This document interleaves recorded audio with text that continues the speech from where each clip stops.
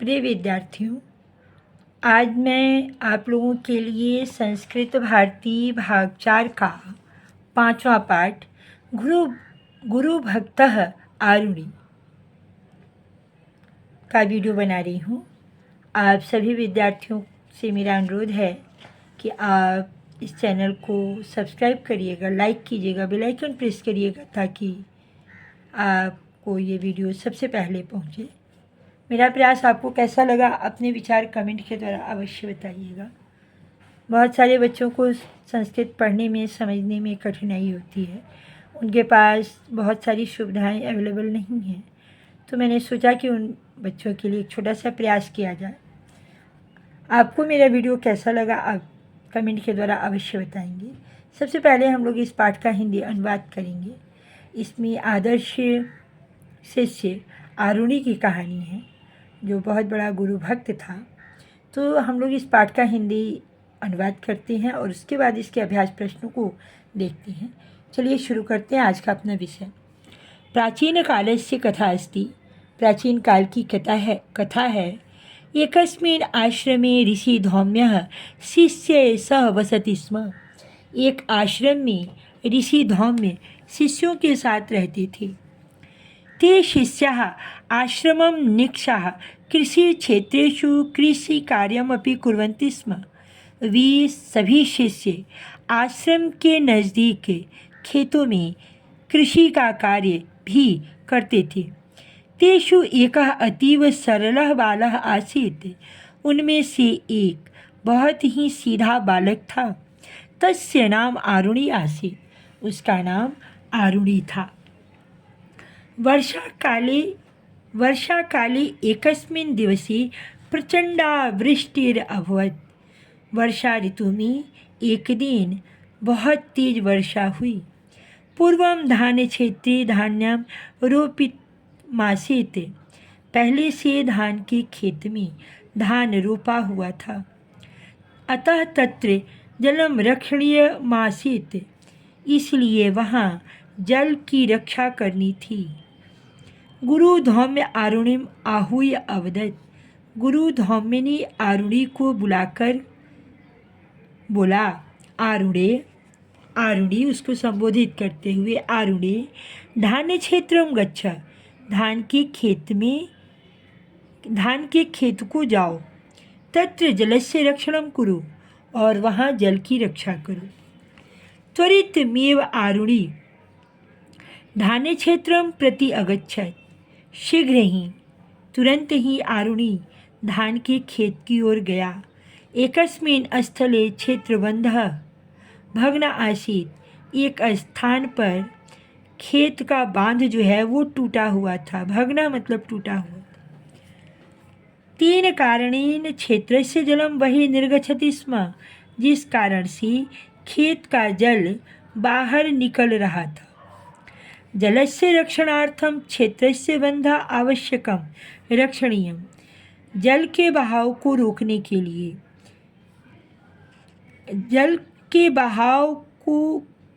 के लिए, यानी खेत से जल न बहे, इसकी रक्षा के लिए क्षेत्र से यानी खेत का बांध जो है उसकी रक्षा करना आवश्यक थी।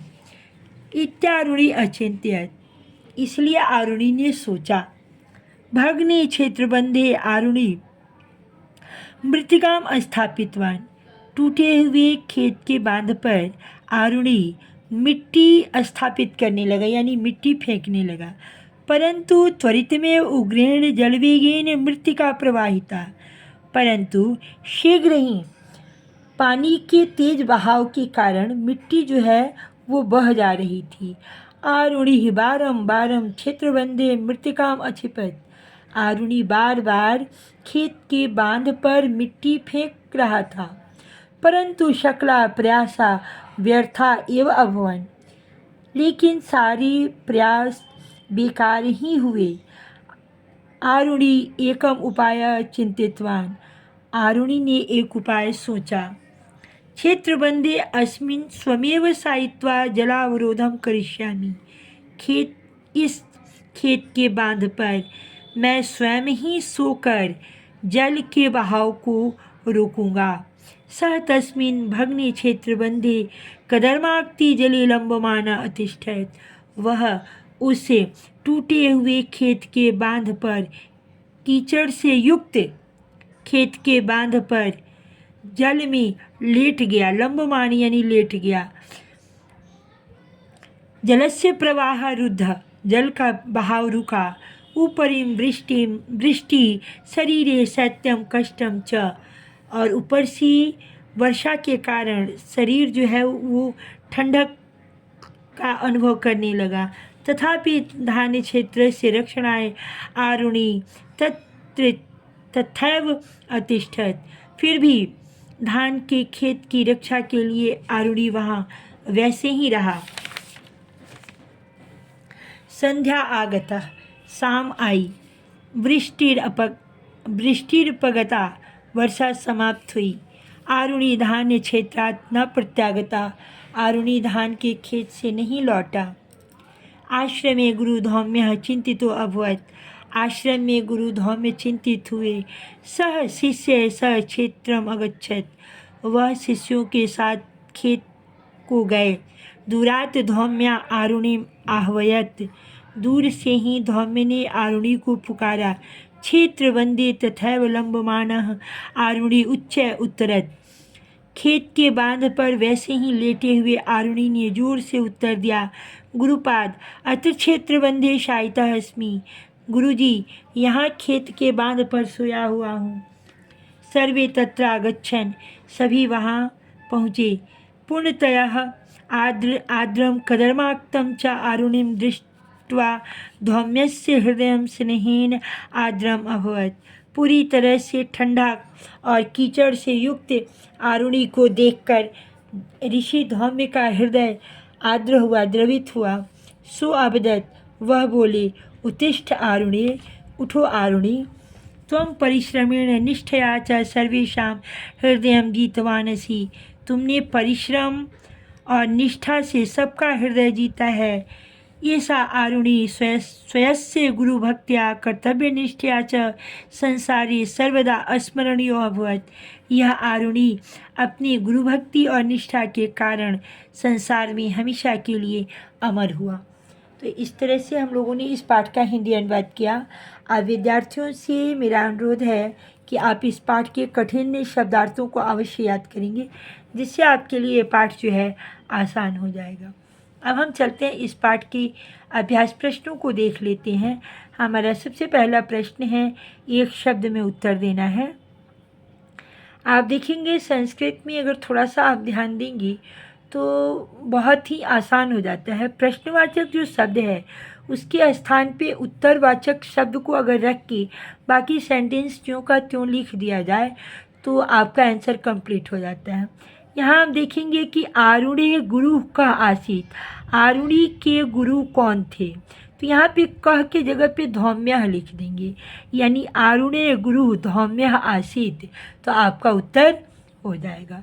भग्ने क्षेत्र वंदे आरुणि किम स्थापितवान, टूटे हुए खेत के बांध पर आरुणि क्या रख रहा था, क्या फेंक रहा था, तो यहाँ पे आप देखेंगे किम की जगह पर मृत्तिका, मृत्तिका यानी मिट्टी। स्थापितवान, आरुणि कुत्र लंबमाना अतिष्ठत्, आरुणि कहाँ लेटा हुआ था, खेत के बांध पर। क्षेत्र बंदे, आरुणि क्षेत्र बंदे लंबमाना अतिष्ठ।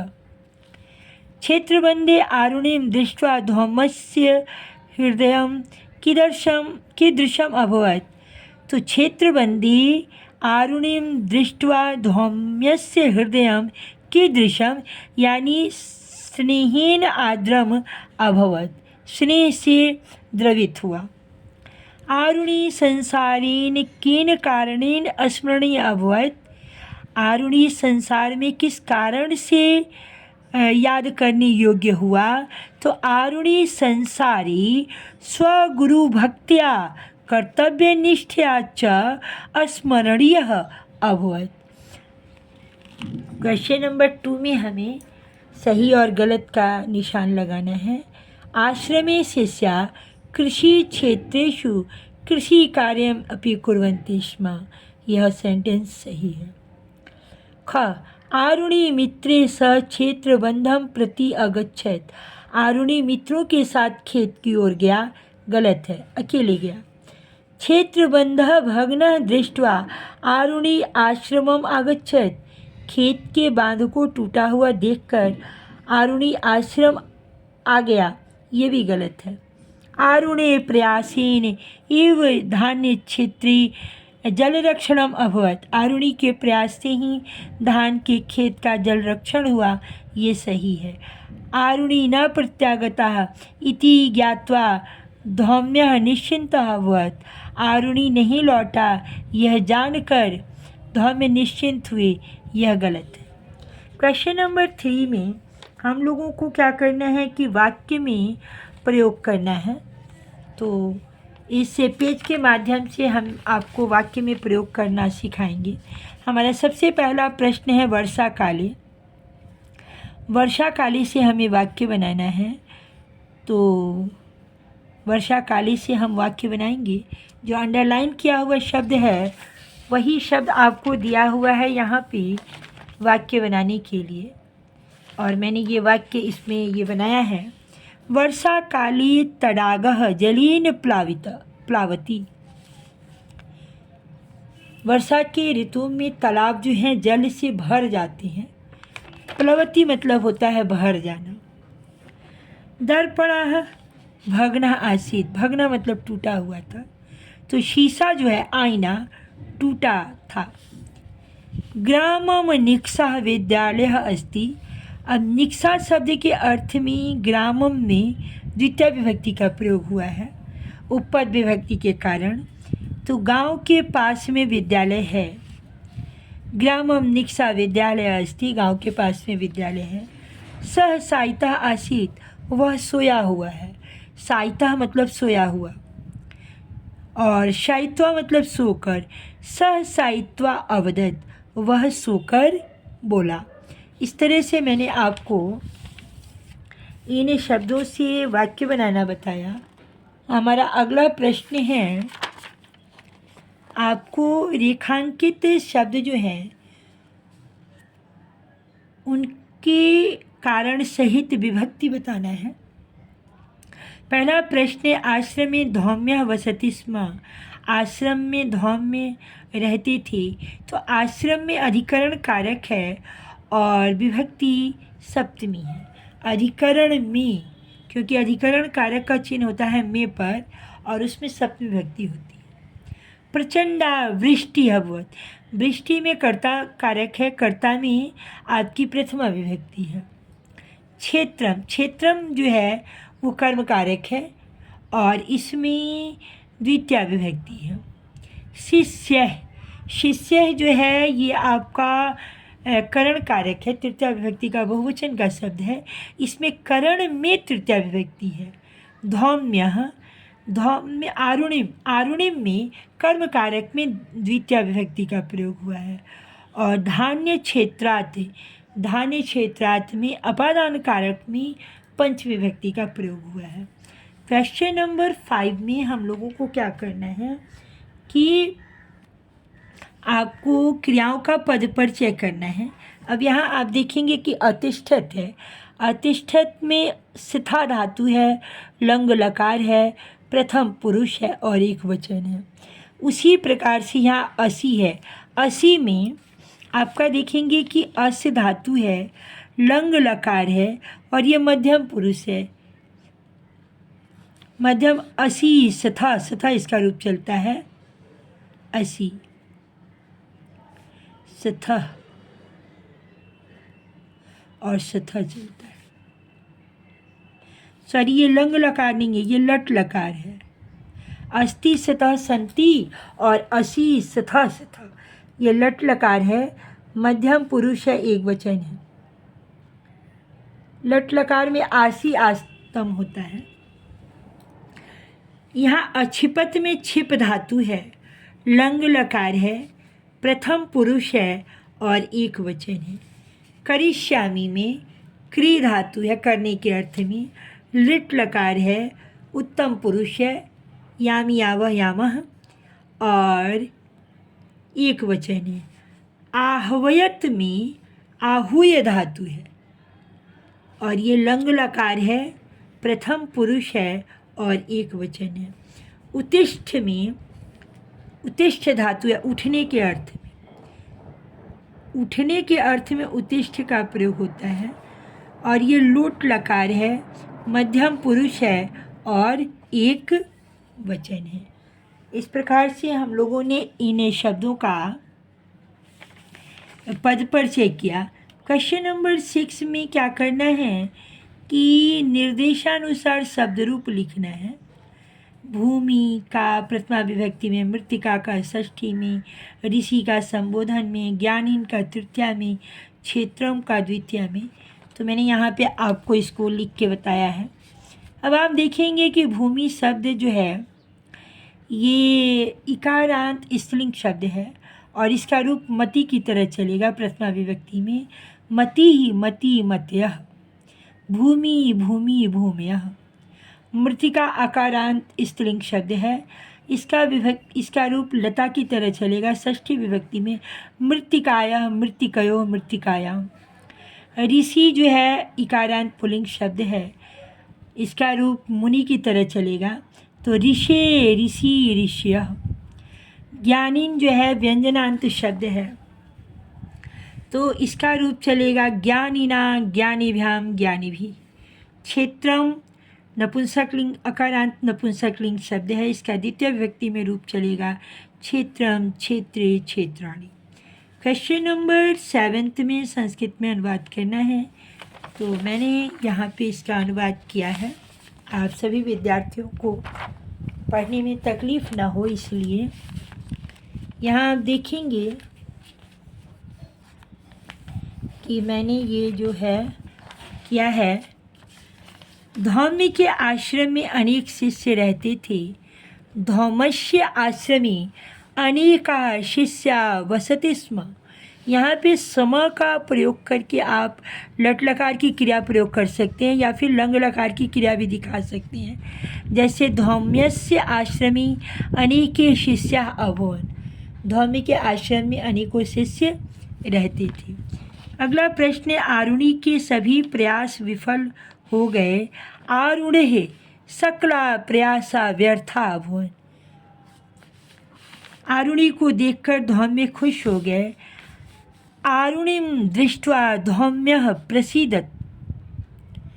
आरुणि को देखकर प्रसिद्ध धातु का प्रयोग जो है, सीध धातु का प्रयोग खुश होने के अर्थ में होता है। तो यहाँ पे चूँकि लंग लकार की क्रिया को दर्शाना है इसलिए इसके पहले एक उपसर्ग जोड़ा जाता है, तो असीदत ना होकर के प्रसीदत होता है। प्रसीदति प्रसन्न होने के अर्थ में रूप चलता है इसका। अगला हमारा शब्द है कि आरुणि की प्रशंसा आज भी होती है, तो आरुणे प्रशंसा अद्यापि भवति। आरुणि की प्रशंसा आज भी होती है। शिष्य आश्रम से निकला और खेत की ओर गया। शिष्यः आश्रमात् निर्गतः क्षेत्रं प्रति गतः। यहाँ पे आप देखेंगे कि कतः प्रत्यय का प्रयोग हुआ है। शिष्य जो है निर्गत मतलब निकला और गतः मतलब गया। शिष्य आश्रमात् निर्गतः क्षेत्रं प्रति गतः। उसके बाद है हमारा अगला प्रश्न, उसने मिठाइयों को बर्तन में रखा। सह मिष्टान्नानि पात्रे स्थापयत्। स्थापयत् का प्रयोग जो है रखने के अर्थ में होता है। बच्चों ने मिट्टी के घड़े को बाहर फेंका। बालः मृत्तिकायाः घटः वही अक्षिपत्। बच्चों ने मिट्टी के घड़े को बाहर की ओर फेंका। गुरु ने शिष्यों को पुकारा। गुरु शिष्यान बहुवचन में है। आहवयत। अब यहाँ देखेंगे यहाँ पे गुरु एक वचन है इसलिए कर्ता एक वचन का रहा, क्रिया एक वचन की हुई, कर्ता एक वचन है इसलिए। शिष्यों को बहुवचन है इसलिए शिष्यम शिष्यो शिष्यान ये आपका द्वितीय विभक्ति का रूप है। तो इस प्रकार से हमने इस वीडियो के माध्यम से आपको इस पाठ का हिंदी अनुवाद और अभ्यास प्रश्न बताया। आपको ये वीडियो कैसा लगा अपना प्रयास से कमेंट के द्वारा बताएंगे। वीडियो को ज़्यादा से ज़्यादा शेयर करेंगे, लाइक करेंगे, चैनल को सब्सक्राइब करेंगे। वीडियो देखने के लिए आप सबका बहुत बहुत धन्यवाद।